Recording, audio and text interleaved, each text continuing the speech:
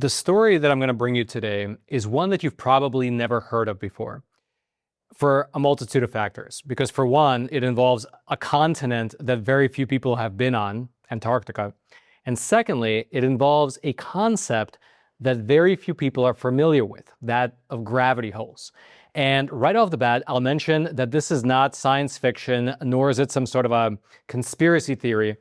Gravity holes really do exist. Basically, because the Earth's outer layers have different densities in different places, because the distribution of mass beneath the crust and the mantle of the Earth isn't exactly perfect, the effect of gravity is not perfectly uniform across the whole planet. It's weaker in some places that are less dense underground. In those places, you get what are known as gravity anomalies, where the gravitational pull is measurably weaker than the global average. Colloquially, these are known as gravity holes. These gravity holes can affect a person's weight. You would literally weigh a little bit less if you were standing there and on a scale in one of those regions. And then secondly, it can also affect sea levels. Weaker gravity means that the ocean surface sits a little bit lower in those particular places. And interestingly, the largest gravity hole on the entire planet happens to be located beneath the most sparsely populated continent on the entire planet, Antarctica. And just earlier this year, a new study published in Nature magazine worked to map out not only the mantle layer of the Earth beneath Antarctica and why exactly this gravity hole is being caused, but also the process, the 70 million year long process through which it was formed. Let's go through it all together. Starting with two pieces of housekeeping, as usual, please do smash those like and subscribe buttons so this video can be picked up by the algorithm and reach ever more people. Thank you so much for that. And then secondly, I'll mention it again, over on Epic TV, we just published a phenomenal new documentary called Final Hours. It's a really unique film because in it, we interview a bunch of people who had previously died. Either they were clinically dead or they were brain dead. But then, regardless of which one it was, they came back to life, they got resuscitated, and they happen to remember everything that they saw on the other side. And the stories they tell are amazing. Traveling to different worlds, seeing all of life from outside the constraints of time and space. There was one woman in the film who was dying. She was on the death's door. She had stage 4 cancer. The doctors even told her family to just say their final goodbyes. Her organs were shutting down and she slipped into a coma. And so obviously you look at that objectively and it's like, well, that's unfortunately the end of her life. However, she wound up coming back to life and not only remembering everything that she saw on the other side, but also she came back with complete certainty that her tumors would soon disappear. And they did. Within a few weeks, they were gone. A few months after that, her hair even grew back. If you want to hear her story and learn what she learned on the other side that allowed her to come back and her body to heal, check out the film. The link to it will be right there at the top of the description box below. I highly recommend it, and I hope you check it out. Now, getting back to the main topic of today's episode, gravity holes. These are areas where the gravitational pull is a lot weaker. To understand them, think about what's inside of our planet. It's not just a massive ball of uniform rock. I mean, of course, some parts of the Earth's interior are very hard, just like rock, but others are a lot more squishy. And it's these different densities that create different gravitational field strengths on the surface of the Earth. And so, for instance, a mountain range rising up out of dense rock makes the pull of gravity stronger in that spot, but something less dense like water, ice, or a porous region in the mantle layer of the Earth creates a weaker gravitational field, or what's known as a gravity hole. Standing inside one of those regions, you would weigh several grams less than in the global average, which isn't a lot, of course, but it is a measurable amount. And if you look at a map of Earth's gravity, which is strangely called the Potsdam gravity potato, you will see hundreds of dips and bulges caused by mountain ranges, ocean trenches, and tectonic plates. But only 2 gravity holes are so colossal that they changed our collective understanding of what's actually inside the Earth. The biggest and deepest is over 1 million square miles in the middle of the Indian Ocean. The gravity there is so weak that the ocean surface dips down, creating a huge valley in sea level that's over 100 meters below the global average. So that is the biggest geographically. The strongest gravity hole, however, is located in the western part of Antarctica. Now, that's been known for a little while now, but just earlier this year, in 2026, a study was published helping to answer the question of why. What is exactly causing this strong gravity hole to appear? And so what these geophysicists did was that they mapped out the region by pairing global earthquake recordings with modeling software to create a 3D density map of Earth's mantle. And if you remember those diagrams that I'm sure you saw in middle school, the mantle is the layer between the crust and the outer core. And here's what the scientists were able to create. As you can see up on your screen, the spinning image shows us the distribution of densities below the surface of the Earth, at least according to the method that these physicists believe allow them to paint an accurate picture of reality. One of the study co-authors from the University of Florida described the method as being like, quote, doing a CT scan of the whole Earth, but instead of X-rays, they use earthquakes to see what's going on inside, which is a very creative method. All right, just to pause here for a super quick moment. A lot of parents right now are waking up to the fact that the one-size-fits-all education that's available in public schools is not really working for kids anymore. As reading and math scores are plummeting across the whole country, parents are realizing that their children need something that brings back the old school ways, if you will, which is where today's sponsor comes in. For the past 16 years, Freedom Project Academy has delivered a fully accredited, classical, online education for students in pre-K all the way up through high school. Rooted firmly in Judeo-Christian values, FPA brings education back to what matters most: truth, tradition, academic excellence, as well as biblical character. With live, anytime, and homeschool courses available, Freedom Project Academy gives families flexible options while helping the students learn with purpose, grow in wisdom, and stand firmly in truth. Awarded Christian School of the Year by Education Insider, FPA is committed to developing students into strong readers, confident learners, as well as patriotic leaders who are grounded in faith. Visit freedomforschool.com and you can save 10% off of tuition when you use promo code EPIC10. That's EPOCH 10. And you can see all the incredible classes that Freedom Project Academy is offering this upcoming fall.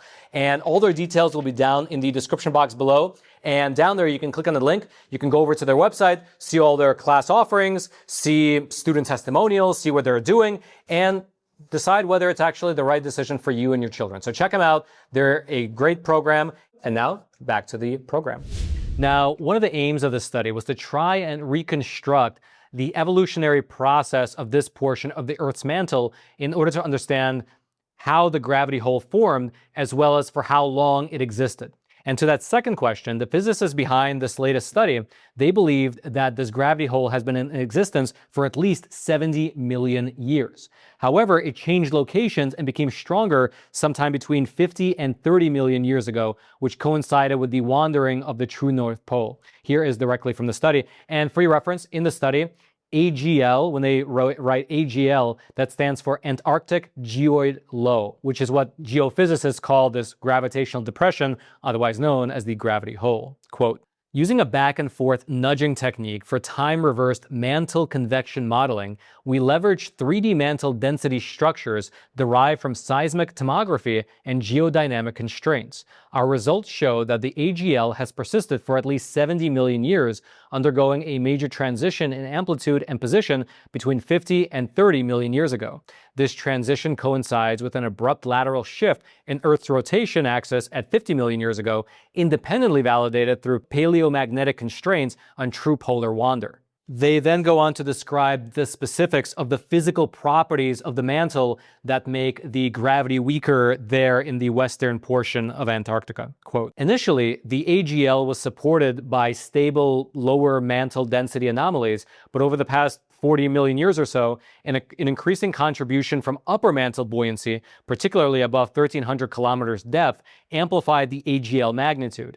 This shift reflects the interplay between long-term deep subduction beneath the northwest Antarctic margin and a broad, thermally driven upwelling of buoyant material sourced from the lowermost mantle. Now, I read that a few times and thought about it, and to the best of my understanding, in plain English, what I believe they wrote was that the AGL was at first mainly caused by heavy, dense rock sitting deep in the Earth mantle, but then later on, hot material like hot lava rock from even deeper inside of the Earth began to rise up into the mantle, causing the gravity anomaly to be that much stronger.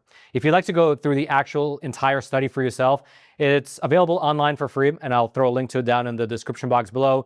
It's interesting, but as you could tell just from those two excerpts, it's very dense and technical, so you might have better luck understanding and following it than I did. But it's very interesting to read because they included a lot of graphs and charts and things like that. So again, it'll be linked down in the description box below. And then also, while we're on the general topic of what's below the ice in Antarctica, there was another study I want to briefly mention. This one was published in 2023, and it was titled, "An Ancient River Landscape Preserved Beneath the East Antarctic Ice Sheet."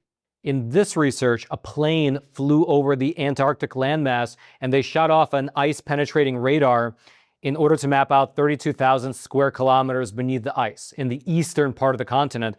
And what they found actually surprised them. A lost world with a river system that flowed across the entirety of the continent, stretching almost 1,000 miles. They nicknamed their new discovery Highland A, and the land consisted of valleys and ridges that were carved by a prehistoric river system before the continent froze over. Now, the reason that this discovery surprised them was because initially the geologists expected that the sheer immense weight of the ice would have eroded the ridges and valleys beneath it away. But no, instead what they found was that underneath miles of ice, the landscape has been, to the best of their knowledge, perfectly preserved for the past 14 million years or so, according to their analysis.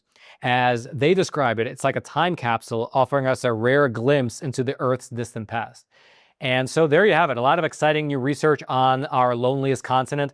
And actually, I will mention that if the polar ice caps are truly melting, as the people on TV constantly tell us, then the thing I would be most excited about would be finally getting to see what Antarctica really looks like. Not the ice that's on top of it, but the land mass beneath. And according to the latest study, it might be likely a very beautifully, perfectly preserved place that's been there for millions of years, just waiting for us to go there. It's the size of Russia, perfectly preserved. It would be quite exciting to go visit. If you want to check out the study in Nature magazine, either one of these from 2023 or 2026, the one from 2023 actually includes a lot of images and graphics of what the landmass looks like based on their discovery underneath the ice sheet. If you want to check either one of those out, though, I will link both down in the description box below, which is that description box right below those like and subscribe buttons, both of which I hope you already smashed, but if not, now's the time. And then lastly, if you are so inclined, check out that film, Final Hours. Great movie, going into depth on this new scientific field of, I guess, what would you call them, near-death experiences, or sometimes even post-death, post-clinical death experiences, where people came back and talked about their experiences and how just amazing it is that you can have people in Peru, Argentina, Russia, Iceland, the US, basically all across the world. Not all in the documentary, but there's many of these accounts even outside the ones in the documentary, and they all speak of very similar phenomena, seeing beings, heavenly realms, being able to see things from outside the constraints of time. One young man in the documentary talked about how he was able to see his entire life. He was dead. He was able to see his entire life from the vantage point of the other people in his life, the people he was either hurting or the people who loved him. And so it really, it opened up my mind. I'm sure it'll open up your mind. A lot of people, after watching it, have told us that it sort of changed their view on what they thought life was, which was kind of an amazing thing for a documentary to do. And so, yeah, I can't recommend it enough. Final Hours, check it out. The link is right there at the top of the description box below. From this life, it's more just like a light, the light of God. I was so happy. I just felt like more and more of the pain of this world was just floating away. What do these human experiences mean for our collective soul?